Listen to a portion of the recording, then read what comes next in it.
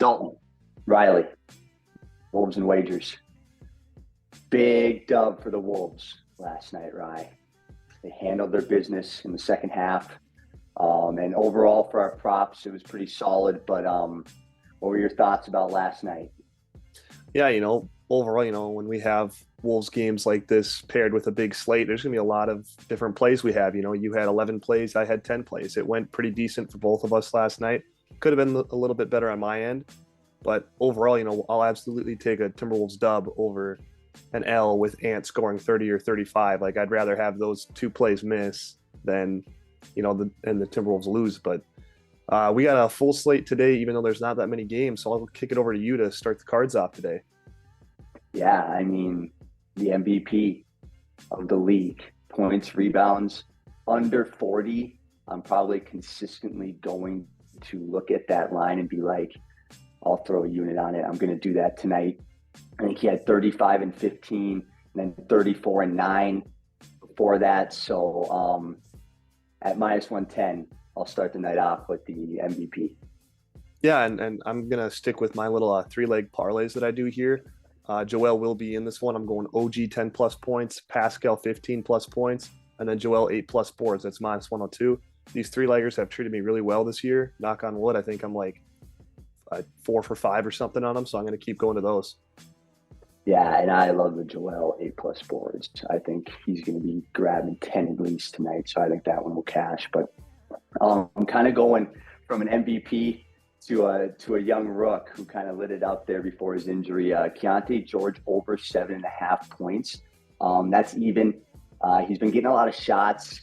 He's been over 8 points, I think, 4 out of the first 5 games for the Jazz. So just kind of like that line as an under the table type of one, right? Yeah, I like that one a lot from you. I wasn't really expecting to see that when you texted me this morning, but I love that for the card. I'm going to a guy who I've had on my plays a few times this year, and that's Markelle Fultz. He's treated me pretty well.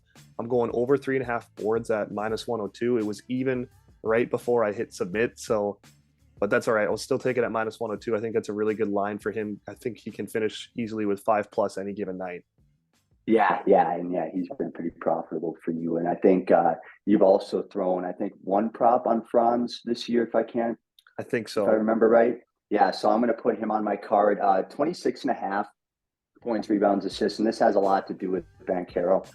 He just hasn't really stepped up. We're on the second night of a back-to-back. I think Franz going to kind of really get after and hopefully be over 20 plus points and make that line pretty easy to reach.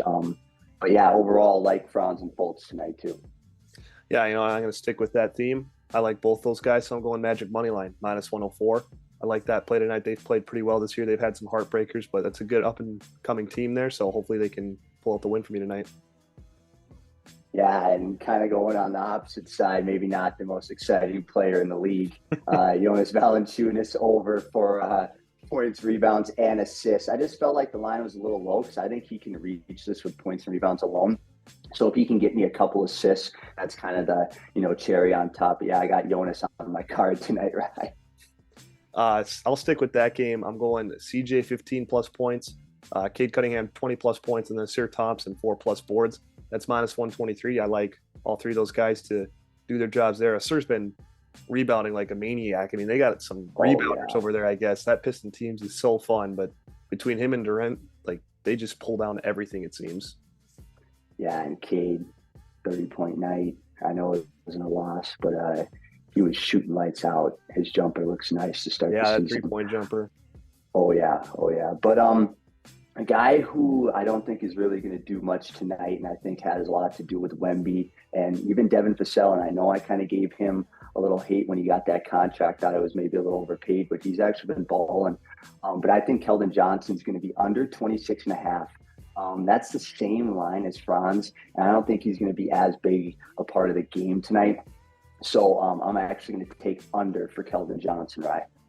Yeah, that Spurs team, they move the ball well. That's been a staple for pop teams for years, but that's just kind of the way it is when you currently don't really have a go-to guy. And in my opinion, if there's someone developing as that go-to guy, it's more of a Devin Vassell right now, which a couple years back, it looked like this was going to be Keldon's team for the long haul, but A lot of good young players over there, so I don't mind that play from you at all. I'm going to stick with that and go Wemby 2+ 3-pointers at -110. I think he knocks down a couple tonight, and hopefully we can continue this little bit of a better streak that we've been on recently.